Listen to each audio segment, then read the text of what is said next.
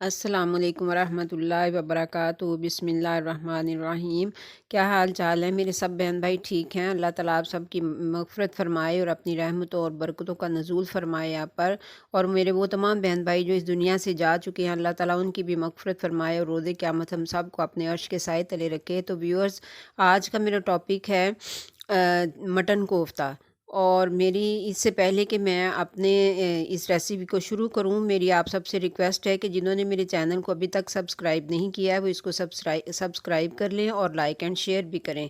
तो व्यूअर्स, आइए देखते हैं कि मटन कोफ्ता कैसे बनाते। ये मैंने 1 किलो कीमा लिया है और ये मेरे पास कुछ हरी मिर्चें हैं।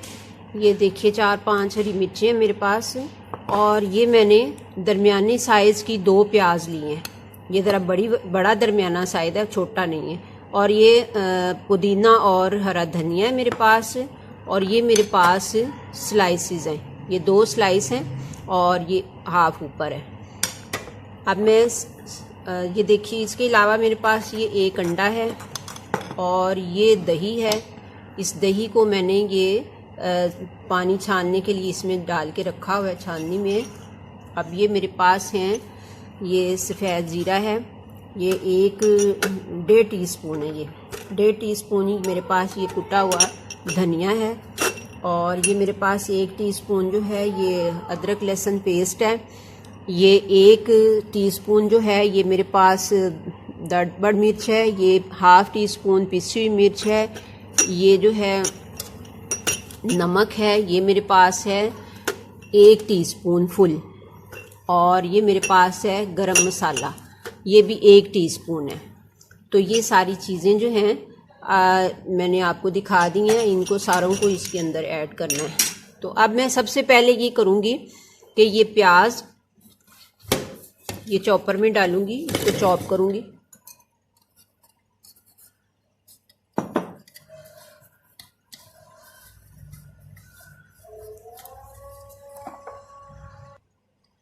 ये इसमें हरी मिर्चें जाएंगी, ये धनिया पुदीना जाएगा और ये ब्रेड के स्लाइस जाएंगे। अब इन सबको पहले मैं चॉप करूँगी, उसके बाद फिर बाकी चीज़ें इसमें कीमे के साथ डाल के तो फिर उसको चॉप करेंगे।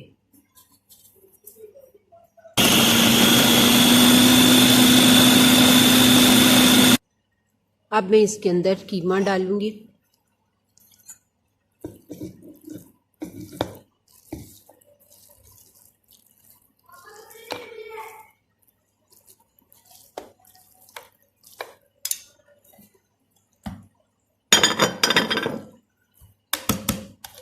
इसके साथ ही ये दही भी जाएगा, ये अंडा भी जाएगा।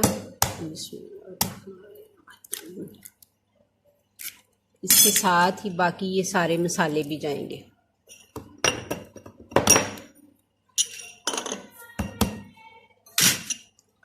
ये लहसुन अदरक पेस्ट है, ये भी जाएगा।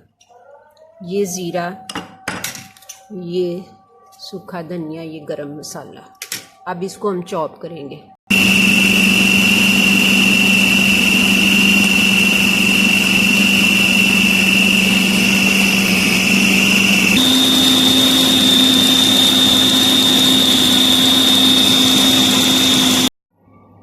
ये हमारा कीमा जो है ये रेडी हो गया, चॉप कर लिया और ये बिल्कुल हर चीज़ उसके अंदर डाल के तो मुकम्मल तौर पे रेडी हो गया। अब हम इसके कोफ्ते बनाएंगे।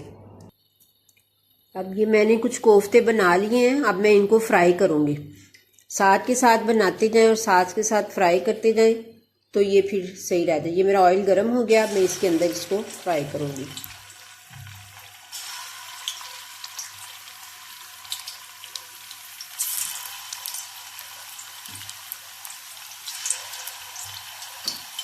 ये हल्का हल्का फ्राई करके रख लें ना कोफ्तों को, फिर हम इनको फ्रीज़ कर लें तो आसानी रहती है। फिर मसाला बनाया और उसमें आराम से रख दिए, शोरबा बना लिया, चाहे वो कढ़ाई बना ली, इनकी जिस तरह से भी बनानी हो, फिर इजी रहता है बंदा।